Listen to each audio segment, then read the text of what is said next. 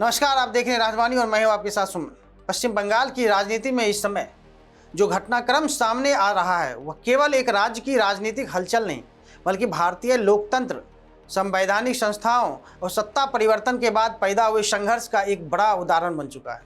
15 वर्षों तक पश्चिम बंगाल की सत्ता पर काबिज रही तृणमूल कांग्रेस, जिसने खुद को बंगाल की सबसे प्रभावशाली राजनीतिक शक्ति के रूप में स्थापित किया था, अब ऐतिहासिक चुनावी हार के बाद गंभीर राजनीतिक संकट से गुजर रही है।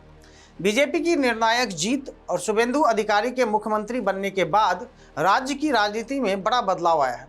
इसी उथल पुथल के बीच पूर्व मुख्यमंत्री ममता बनर्जी का कलकत्ता उच्च न्यायालय में काले वकील के गाउन में पेश होना एक बेहद प्रतीकात्मक और राजनीतिक रूप से महत्वपूर्ण घटना बन गया है।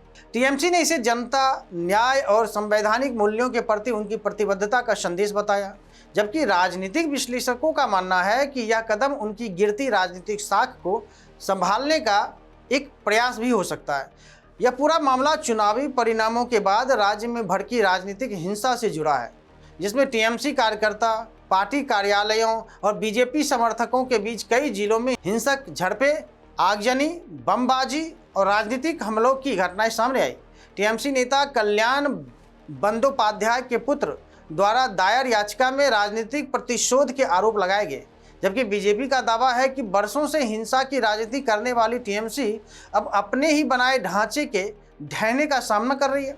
चुनावी हार के पीछे भ्रष्टाचार, शिक्षक भर्ती घोटाला, कटमनी संस्कृति, प्रशासनिक पक्षपात, हिंदू वोटों का ध्रुवीकरण, सीमावर्ती जिलों में बीजेपी का विस्तार और शुभेंदु अधिकारी की रणनीतिक बढ़त जैसे कई कारण बताए जा रहे हैं।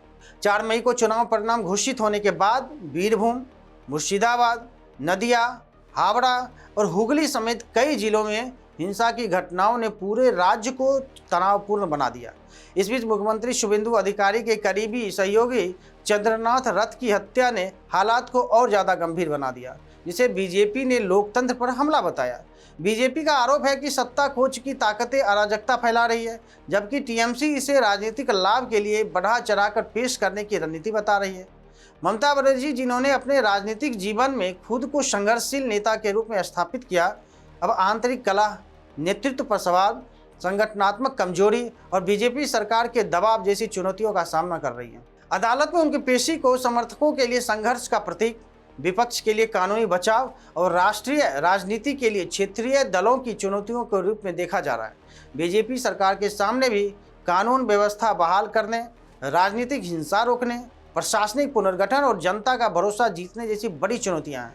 फिलहाल बंगाल में अब तक यह सवाल भी उठ रहा है कि क्या बीजेपी यह सख्त प्रशासनिक मॉडल लागू करेगी, जैसा उत्तर प्रदेश में देखने को मिला। बंगाल का यह सत्ता परिवर्तन केवल राज्य तक सीमित नहीं है, बल्कि 2029 की राष्ट्रीय राजनीति, विपक्षी गठबंधनों और बीजेपी के पूर्वी राज्य विस्तार के लिए भी महत्वपूर्ण माना जा रहा है। सोशल मीडिया पर जहां टीएमसी ममता को संवैधानिक संघर्ष की प्रतीक के रूप में पेश कर रही है, वहीं बीजेपी इसे टीएमसी शासन की विफलता और लोकतंत्र की जीत के रूप में प्रचारित कर रही है। बंगाल की आम जनता फिलहाल शांति, रोजगार, सुरक्षा और भ्रष्टाचार मुक्त शासन चाहती है। आने वाले समय में न्यायालय का रुख हिंसा पर प्रशासनिक कार्रवाई और टीएमसी के पुनर्गठन यह तय करेगा कि बंगाल की राजनीति किस दिशा में जाएगी। लेकिन फिलहाल इतना स्पष्ट है कि पश्चिम बंगाल अब एक निर्णायक मोड़ पर खड़ा है, जहां ममता बनर्जी की अदालत में उपस्थिति ने यह जरूर दिखाया कि वह राजनीतिक रूप से पीछे हटने वाली नहीं है। लेकिन असली सवाल यही है कि क्या टीएमसी अपनी खोई जमीन वापस पा सकेगी, क्या बीजेपी स्थिर शासन दे पाएगी और क्या बंगाल हिंसा की राजनीति से बाहर निकल पाएगा। आने वाले महीनों में इन सभी सवालों के जवाब सामने आने लगेंगे। लेकिन फिलहाल इतना तय है कि बंगाल की राजनीति अब पहले जैसी नहीं रहेगी। लेकिन इस पर आपकी क्या राय है, हमें कमेंट बॉक्स में ज़रूर बताइए। तब तक के लिए धन्यवाद।